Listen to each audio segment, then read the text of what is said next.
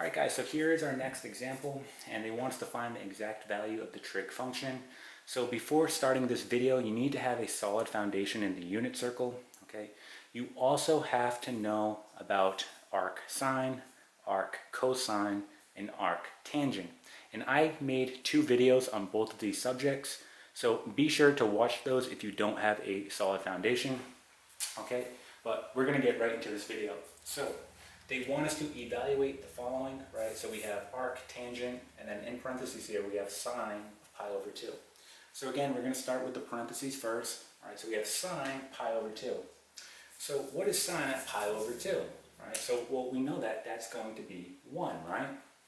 Again, using our unit circle. So we know that sine of pi over 2 is going to be 1. So if I'm going to write that, sine of pi over 2 is equal to 1, right? So then we have arc tangent of 1, okay? So remember, when you're dealing with arc tangent, if we were to draw the unit circle here, we know that we're only dealing with the first and the fourth quadrant, right? This is arc tangent, okay? And again, this is coming right off the video that I created on arc sine, arc cosine, and arc tangent. So we know that we're dealing with the first and the fourth quadrant. Notice our value here is positive. So is tangent going to be positive in the first or the fourth quadrant, right? Well, it's going to be positive in the first quadrant, right? So that tells us that our angle here is going to be coming from the first quadrant, because remember, when you're taking the arc, right, you're trying to find the angle, right?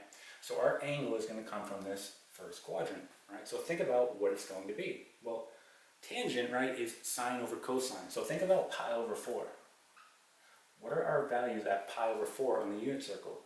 Well, that's going to be the square root of 2 over 2, and then the square root of 2 over 2, right?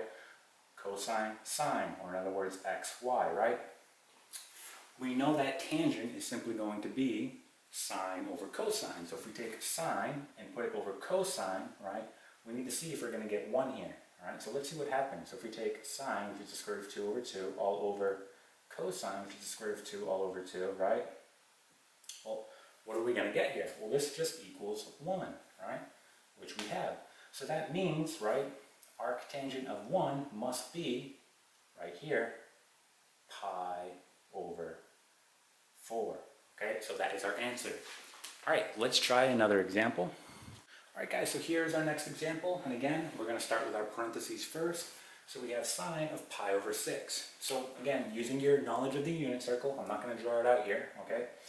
At pi over 6, okay, we should have the following. We should have the square root of 3 over 2, and then a half, right? Or xy, or cosine sine, right? So we're dealing with sine of pi over 6, so that tells us that we have a half here.